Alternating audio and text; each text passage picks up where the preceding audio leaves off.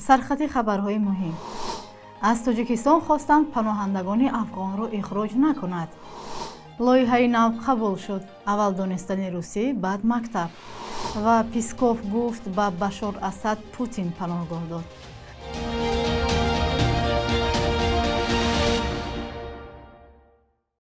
سلام بینندگان عزیز، امیدوارم خوبید. شما نویدی بامدادی رو تماشا دارید که از استودیوی رادیو آزادی در شهر دوشنبه برایتان تقدیم می‌گردد. امروز سه‌شنبه 10 دکبر. در شهر بختر فعالیت باز یک مرکز دلخوشی و یا دیسک کلوب قطع شده نسبت راهبرانش برای اوباشی پرونده جنایی آغاز کرده شده است. در این باره رئیست وزارت کار داخلی در ولایت ختلان خبر می‌دهد. به اطلاع منبع هفته گذشته در پی زنازنی یکی از مشتریان این مرکز با کارمندان مرکز دلخوشی پاریژ واقع در شهر بختر آرامی اطرافیان را خلل‌دار و ترتیبات جمعیتی را ویران کردند.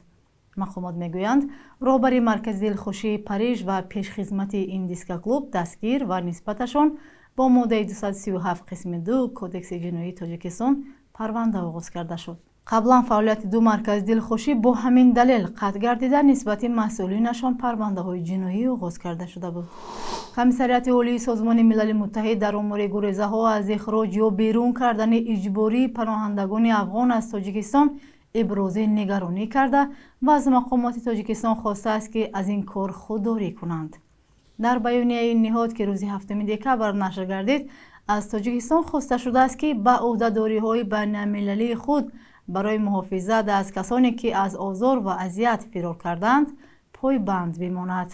به گفته این نهاد، اخراج پناهندگان به هر کشوری که ممکن است با آسیب جدی روبرو شوند نقض کنونسیون سازمان ملل است که تاجیکستان آن را امضا کرده است. رادیو آزادی هفته گذشته خبر داد که مقامات تاجیکستان 10 مهاجر یا پناهجوی افغانستانی را از تاجیکستان اخراج کردند. کمیسریت عالی سازمان ملل در امور گریزه ها هم در این بیانیه خود گفته است بین روزهای 3 تا 5 دکبر مقامات تاجیکستان 41 شهروند افغانستان را که حداقل 37 تن آنها پناهجو بودند اخراج کردند. مقامات تاجیک تاکنون به خبرها در مورد اخراج پناهندگان افغان و نیز بیانیه این سازمان واکنش نشان ندادند. دیوان وزیران روسیه از لایحه قانونی که فرزندان مهاجران بدون دانستن زبان روسی به مکتب‌ها قبول کردن نشوند پشتیبانی کرد. اما با یک یادداشت در لایحه بررسی نموده حکومت که خبرگزاری تاس از آن استناد آورده است گفته می شود که تغییرات پیشنهاد شده باید به سازشنامه اتحادیه دولت‌های مستقل درباره همکاری در ساحه معارف مطابق کرده شود. ماه قبل رئیس دومای دولتی روسیه ویاچسلاو ولودین گفت حکومت به وکیلان پیشنهاد کرده است که فرزندان مهاجران من بعد بدون دانستن زبان روسی به مکتب‌ها قبول کردن نشوند. به گفته ولودین قرار است امروز 10 دکبر دومای دولتی لایحه این قانون را بررسی کند. در صورت قبول این قرار پیش از قبول به مکتب ورود قانونی فرزندان مهاجران به روسیه سنجیده شده از آنها امتحان زبان روسی میگیرند. مشکل قبول کودکان در مکتب‌های روسیه را مهاجران تاجیک هم دارند. به این دلیل بعضی از والدان مهاجر از تاجیکستان مجبور می‌شوند فرزندانشان را از خود دور کنند و در وطن در تربیت خویش و تبار گذارند. همه سال روز 10 دکبر همچون روز بین‌المللی حقوق بشر تجلیل می شود. سازمان‌ها و نهادهای بین‌المللی پیوسته تاجیکستان را برای فشار به حقوق و آزادی‌های انسان انتقاد می کنند. مقامات تاجیکستان همیشه این تنقیدها را رد می کنند و می گویند این گزارش‌ها غیر واقعی تهیه می شوند. رادیو آزادی در عرفه این روز از راهگذران در شهر دوشنبه پرسید که به نظر آنها حقوق انسان چی است؟ آیا حقوقهایشان رعایت می شود و هنگام پایمال شدن به کجا مراجعت می کنند؟ هر یک انسان حقوق دارد موافق کنستیتوسیای مثلا جمهوری تاجیکستان. وقتی که او با یگان کارخانه با یگان مؤسسه دعوا کرد او موافق قانون اون جوابگر است. مثلا اگر پایمال کردن حقوق در همینجا گاه کارخانه میرن و یا چقدر پیشواز هم نمیگیرن و چقدر شما در فهمانم مناسبت خوب ندارن. اون شهروند میتوند که عریضه نوشته به سود مراجعت کنه موافق این باید جزا بینن آدم ها. خیلی حالات شما رو برو شدگی هستید؟ نه حاضرش به من نشده. اگر شوید به کجا مراجعت با فکرم با پروکراتوره اینا مراجعه میکردن، با پروکراتوره، چون که حقوق انسان پروکراتوره محافظت کرده میتونه. یا خیلی میگن که شکایت هم نتیجه نمیدهد. شما چی فکر دارید؟ باید نتیجه دهد. باید. چون که موافق کنستیتوسیا باید. اگر کنستیتوسیا خوب دانی، قانونهای کنستیتوسیا با ضد تو هیچ کار کردن نمیتونه. هر یک شهروند باید که حقوق و آزادی شخصی خودش رو دانسته از وی مکمل استفاده بردنش در کار میشه. برای که تاجیکستان دولت حقوق بنیاد باید هر یک انسان حقوق شخصی خودش رو دانسته از روی هوای عمل کردنش در کار. وقتی که ما حقوق و آزادی خودمون میدونیم، این خودمون که رعایت کردیم، دیگه کس هم یا اون خیلی دولت کردن نمیتونه. برای که ما گوییم یک شخصی حقوقدان گوییم برای حقوق و آزادی ما میدونیم، الکی آدمی که ویران کردنی میشد میترسد، میگوید که این در حقیقت میدونن و باید این به نزدیک نشد. آزادانه گشتن، خواندن، همش حقوق انسان. سر و لباس، دانشگاهی که میخونیم، این همه در حقوق ماست. یگان بار شده است که خودش ما رو پایمال کرده باشه. برای لباس‌های پوشیدهمان بسیار سختگیری میکنن که لباس‌ها را نپوشید. برای روی مال بستنمان ما میخوایم سر لیج گردیم، آزاد گردیم، میگن نه توی روی مال داز. چیکار بسیار شده خیلی.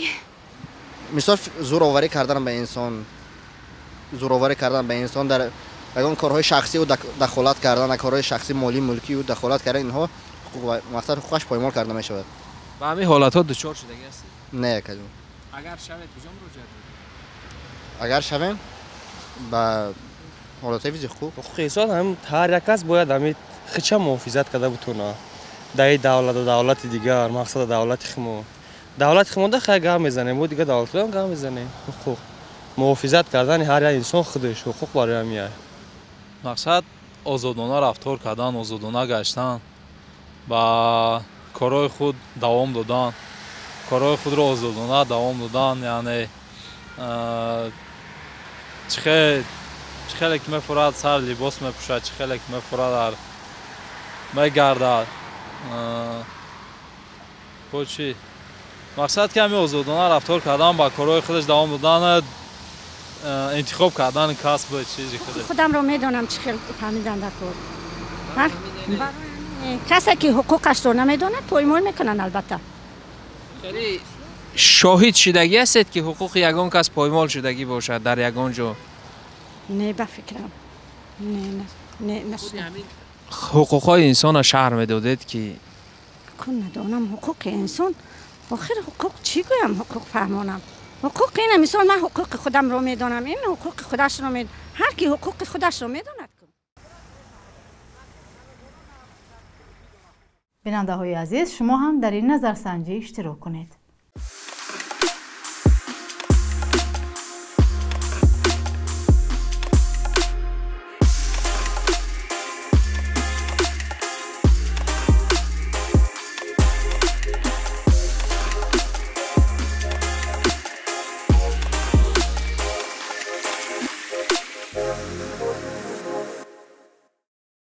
سخنگوی کرمل دیمیتری پیسکوف گفته است پناهندگی دادن به رئیس جمهوری سرنگون شده سوریه بشار اسد و خانواده‌اش در روسیه تصمیم پرزیدنت ولادیمیر پوتین بود.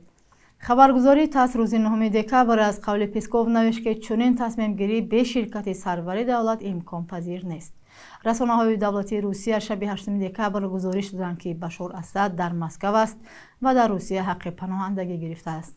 سخنگوی کرمل نگفته است که حالا بشار اسد در کجاست، ولی به گفته او پوتین نقشه ندارد که با بشار اسد ملاقات کند. حکومت بشار اسد 8 دکبر بعد از 11 روزی حمله شورشیان سقوط کرد و با همین بعد از 53 سال حکومتداری خاندان او در سوریه پایان یافت. مقامات روسیه اسد را رسما رئیس جمهوری پیشین سوریه نامیده ادعا دارند که او در پی گفت و شنید با نمایندگان مخالفین مسلح راضی شده است که کرسی پرزیدنتی و همین طور کشور را ترک کند. خود بشار اسد درباره سقوط رژیمش اظهار نظر نکرده است.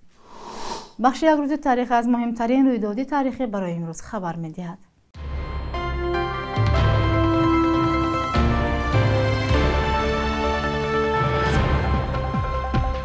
10 دکبر روز جهانی حقوق انسان است. فعالان حقوق میگویند این مسئله در تاجیکستان صاحب استقلال بسیار مهم شده. مفهوم حقوق و آزادی‌های شهروندی مثل آزادی بیان، آزادی اعتقاد، آزادی‌های سیاسی تا رفت اهمیت بیشتر کسب می‌کنند. سازمان‌های حامی حقوق تاجیکستان را برای محدود کردن حقوق شهروندی، دخالت افزاینده به حیات شخصی انسان و هم افزایش شمار زندانی‌های سیاسی انتقاد می‌کنند. حکومت میگوید که قانون‌های تاجیکستان همه حقوق و آزادی‌ها را فراهم کرده است. 10 دکبر سال 2012 تاجیکستان عضو سازمان تجارت جهانی شد که از نظر مقامات این کشور یک حادثه تاریخی گردید. عضویت در این سازمان بین المللی معامله‌های برابر حقوق با کشورهای دیگر را در عرصه تجارت و اقتصاد تنظیم می‌کند. این عضویت قرار بود تاجیکستان را به حیث یک کشور مورد نظر سرمایه‌گذاران خارجی دلپذیر می‌گردانید. ولی به قول تحلیلگران وجود فساد، اندازهای بلند، مونوپولی اقتصاد از جانب گروه‌های منفعت‌دار نزدیک به حکومت و نبود شفافیت مانع رشد اقتصادی این کشور شده است. با قرار سازمان ملل متحد 10 دکبر روز جهانی فوتبال اعلان شده است. در تاجیکستان هم این یکی از نوع‌های بسیار محبوب ورزش به شمار می رود. در عهد شوروی این جمهوری با تیم ملی پامیرش افتخار میکرد که توانست به لیگ عالی SSSR شامل شود.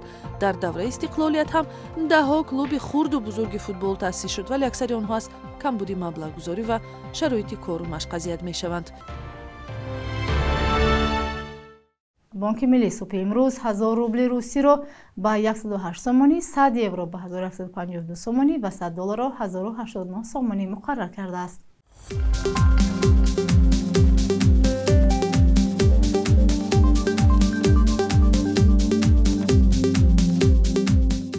بینندگان عزیز، اینجا رسیدیم به پایان برنامه. خبرهای بیشتر را دوام روز در سامانه و صحیفه‌های اجتماعی رادیو زودی پیدا کنید.